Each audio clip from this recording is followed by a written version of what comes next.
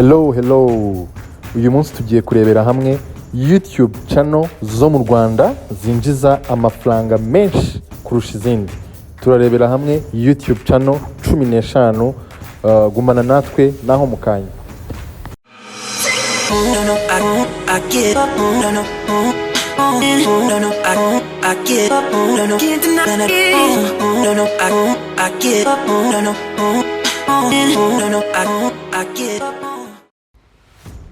Mwongeye kwirirwa hano ni kuri DAR nk'uko musanzwe mubimenyereye. DAR tugiye tubagezaho ibiganiro byerekeranye na entertainment, lifestyle na technology n'ibindi. Rero kuri uyu munsi wakwibaza ngo twakuzaniye iki?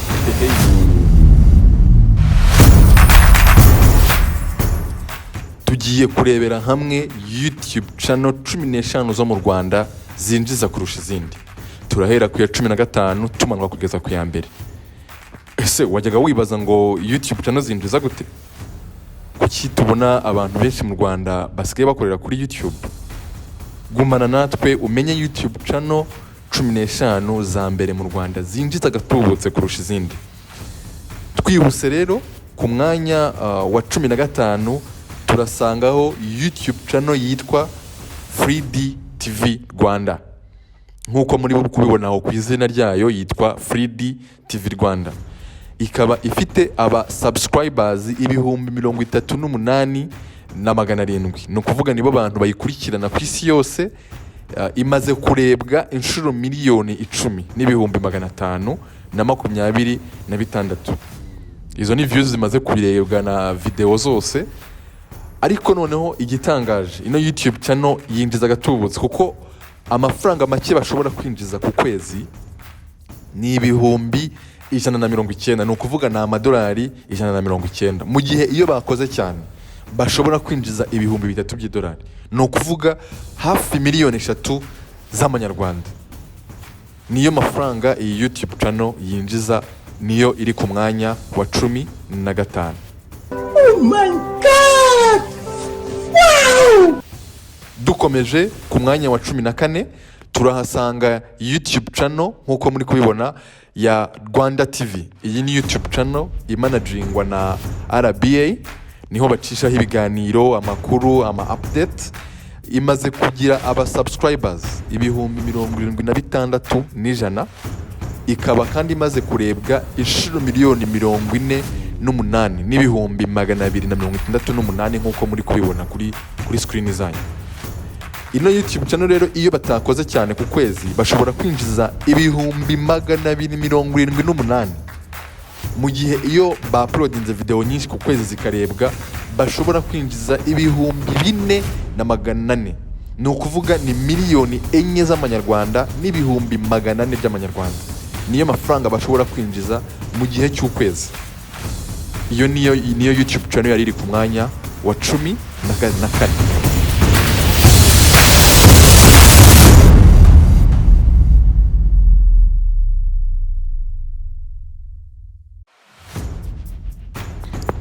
Ku mwanya wa 13 rero turahasanga YouTube channel yitwa Gasaro TV.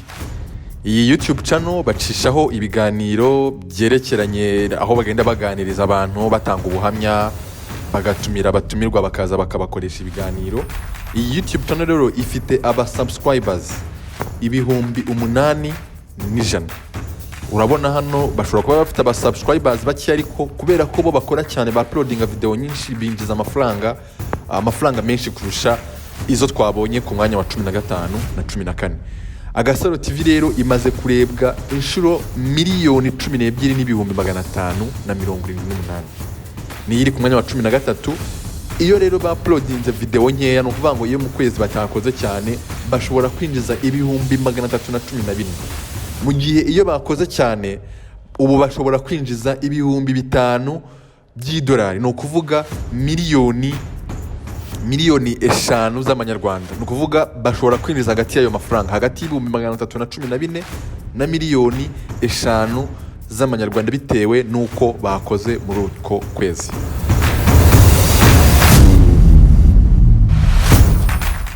Ku mwanya wa 12 rero turahasanga YouTube channel y'umugabo witwa Zinjiza ntirenganya. YouTube channel ye yitwa Gentil Official. Iyi YouTube channel Gentil ayicishaho ibyegeranyo, amakuru n'ibindi. Muri make YouTube channel yo igendana n'ibintu by'amadocumentaire. Iyi YouTube channel yiwe rero amaze uploadingaho video 401 mu gihe afite abantu bamukurikira 153. Nibo bantu bakurikirana ibyo byegeranyo byiwe agenda acishaho. Video ze rero zimaze kurebwa n'abantu 136,000 n'ibihumbi 332. Nibo bantu bamaze kureba video zaciye kuri Gentil Official. Rero iyi YouTube channel yo yinjiza gute? No kuvuga iyo atakoze cyane ashobora kwinjiza 385. Mu gihe iyo yakoze cyane ashobora kwinjiza 6,200. No kuvuga ni miliyoni, ashobora kwinjiza 6,200. No kuvuga ni miliyoni 6 n'ibihumbi 200 by'amanyarwanda. Urumva ni amafaranga menshi. Niyo yari iri ku mwanya wa 12.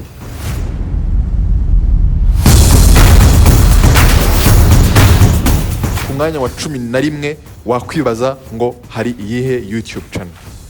Nta yindi rero ni y'umuhungu Chita.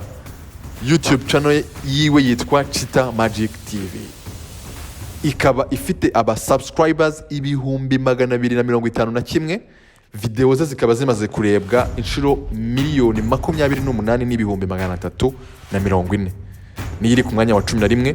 Akaba rero nawe ashobora kwinjiza 389 by'amanyarwanda iyo atakoze cyane, cyangwa akinjiza 6,200. No kuvuga miliyoni 6 n'ibihumbi 200 by'amanyarwanda. Aha rero nawe YouTube channel ye egenanye n'ibintu bya entertainment, atumira abahanzi, ibyamamare, akabakoresha ama interview bakagenda baganira ku buzima bwabo cyangwa ibindi bintu bigezweho. Ariko iyi YouTube channel yiwe iri ku mwanya wa 11 muri YouTube channel zinjiza gatubutse mu Rwanda.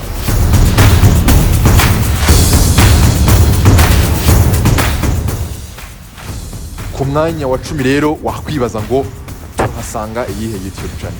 Nta yindi ni y'umuhungu wanyu Bamenya series. Bamenya series imaze kugira aba subscriber 374,000. Ikaba imaze kurebwa inshuro 80,000,000 n'ibihumbi 212. Nizo shuro zimaze kurebwaho kuri video za Bamenya ya uploading. Amaze ku uploadinga video 174. Iyi YouTube channel yiwe rero iyo yinjije cyangwa iyo yakoze ya uploadinze video nyinshi ashobora kwinjiza miliyoni 7 ku kwezi. Mu gihe iyo atakoze cyane ashobora kwinjiza cyane video ze zitarebwe nyine cyane ashobora kwinjiza ibihumbi 439 by'amanyarwanda ku kwezi. No kuvuga amadolari 439. Bamenya series niyo yari iri ku mwanya wa 10.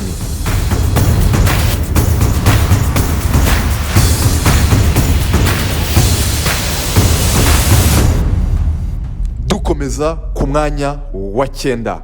Mbibutsa ko izi YouTube channel turimo turabereka ni YouTube channel z'abantu bakora ibiganiro, ntago ari z'abahanzi. Iz'abahanzi nazo tuzazikora mu kindi kiganiro tuzakurikizaho nyuma y'iki.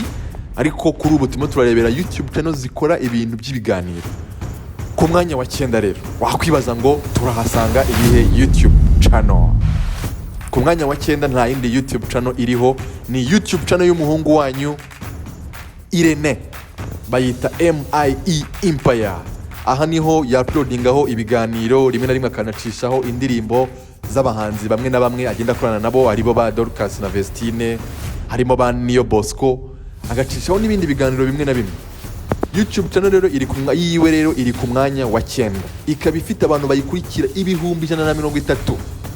Video ze zikaba zimaze kurebwa inshuro 8,780,000. Amaze ku uploadingaho video 17. Iyi YouTube channel yiwe rero ishobora kwinjiza hagati y'ibihumbi 450 n'ibihumbi 450 by'amanyarwanda n'ibihumbi na miliyoni 7 n'ibihumbi 200 by'amanyarwanda. Amafaranga menshi. Uyu muhungu arayakorera, yinjiza hagati y'ibihumbi 450 na miliyoni 7 n'ibihumbi 200 by'amanyarwanda. yari iri ku mwanya yari iri ku mwanya wa 9. Ku mwanya wa 8 rero nta yindi YouTube channel tuhasanga, ni YouTube channel yitwa Zacu TV, ariyo bacishaho za Seburikoko, za City Made. Iyi YouTube channel ikurikirwa n'abantu 275,000, ikaba video zayo zimaze kurebwa inshuro 57,173,000, nabo bakaba binjiza hagati y'453 na 7,300,000. ni ukuvuga iyo bakoze cyane bashobora kwinjiza ibihumbi 7,300 by'amadolari, ni ukuvuga 7,300,000 by'amanyarwanda. Iyo YouTube channel niyo yari iri ku mwanya wa 8. Ku mwanya wa 9 rero nta yindi tubasanga, ni YouTube channel y'ikinyamakuru cyitwa Kigali Today.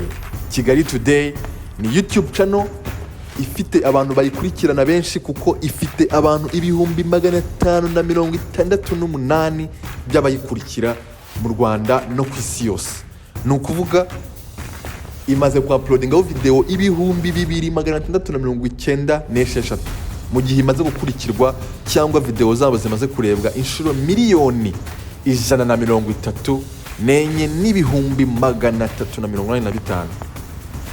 Iyi YouTube channel rero ishobora kwinjiza hagati y'541 by'amanyarwanda na 9,900,000 by'amanyarwanda mu kwezi. Ni ukuvuga ayo niyo mafaranga niho hagati bashobora kwinjiza mu gihe cy'ukwezi. Iyi YouTube channel ya Kigali Today ikora ibintu bigendanye n'amakuru, niho bacisha amakuru, imyidagaduro n'izindi updates zigendanye n'ibyo bakora, kuko nacyo ni ikinyamakuru gikorera mu Rwanda gifite na radio yitwa Kigali Today cyangwa KT Radio. Ni ukuvuga niyo yari iri ku mwanya wa 7. Ku mwanya wa 6 rero turahasanga YouTube channel y'umuhungu wanyu Clapton Kibonke ukora ibintu bigendanye n'urwenya.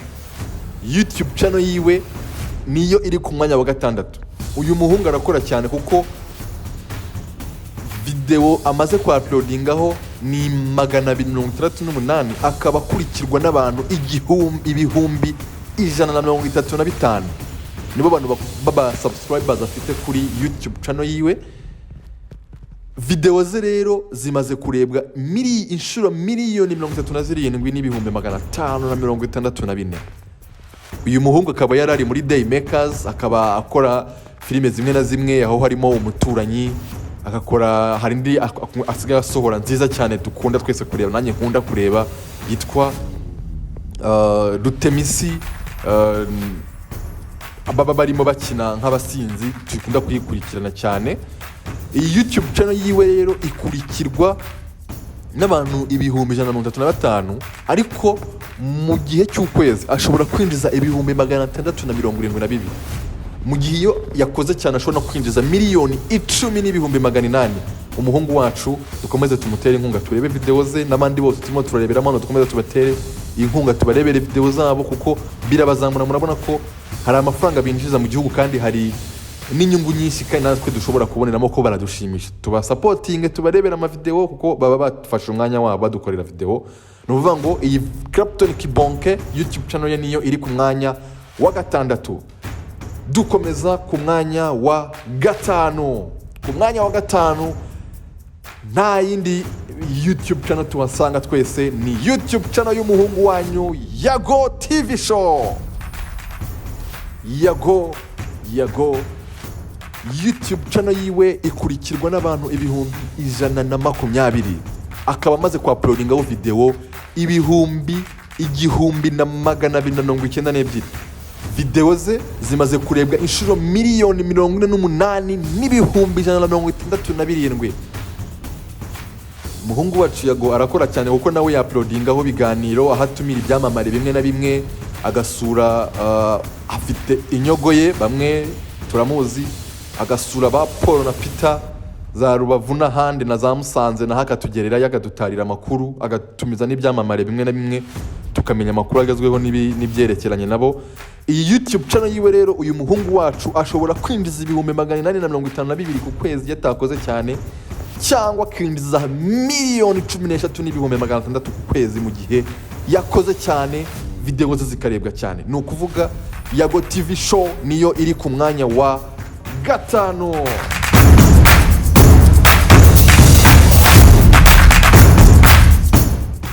Ku mwanya wa kane turahasanga YouTube channel y'umuhungu wanyu Papa Sava Seburikoko. YouTube channel ye yitwa Niyitegeka Gratien.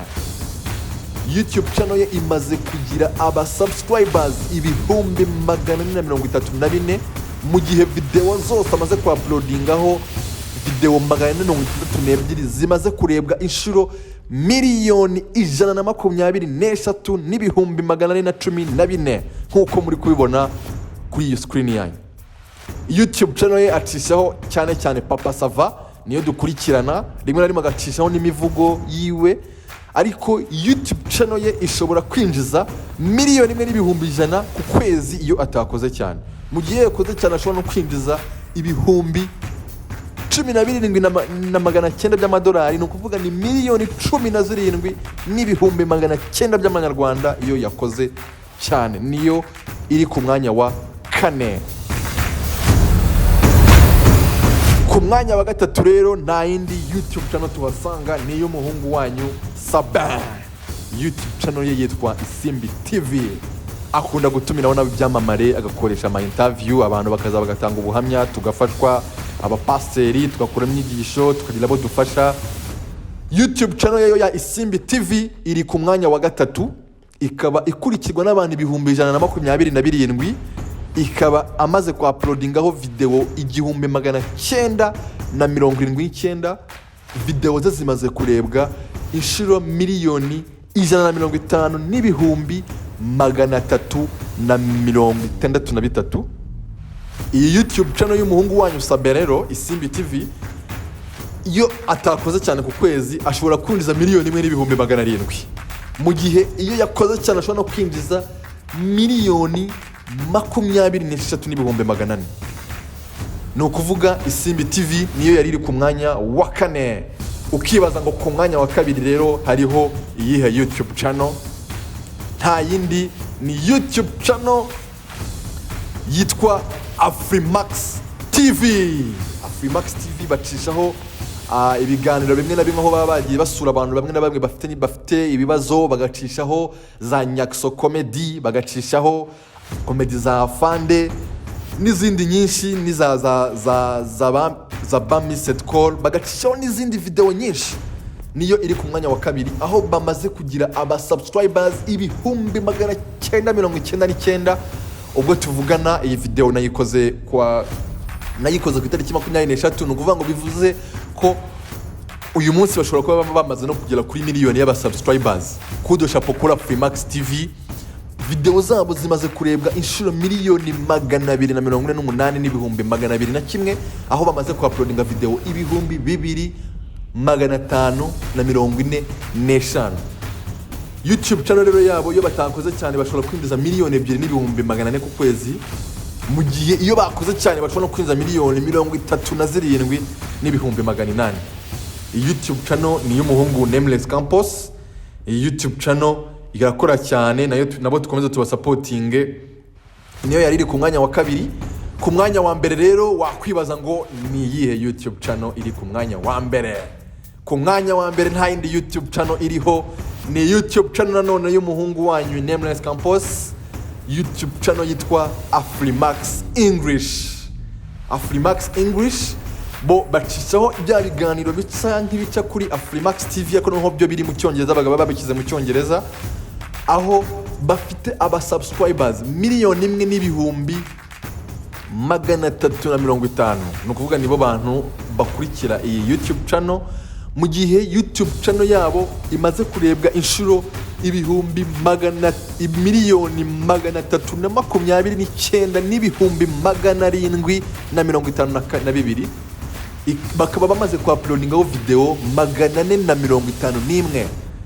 Niyo iri ku mwanya wa mbere. Afrimax English yinjiza 3,100,000, ni ukuvuga ishobora kwinjiza 3,100,000 by'amanyarwanda mu kwezi mu gihe batakoze, cyangwa mu gihe bakoze cyane bakinjiza na 50,200,000 ku kwezi mu gihe bakoze cyane.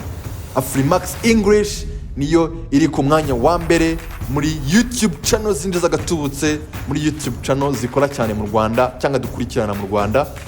Mbibutsa mukomeze mukore subscribe, mukurikire ibyo tugenda tubagezaho mu minsi iza, tugenda tubereka top 10 z'ibindi bintu bigiye biri mu Rwanda tuba twakoze ma research.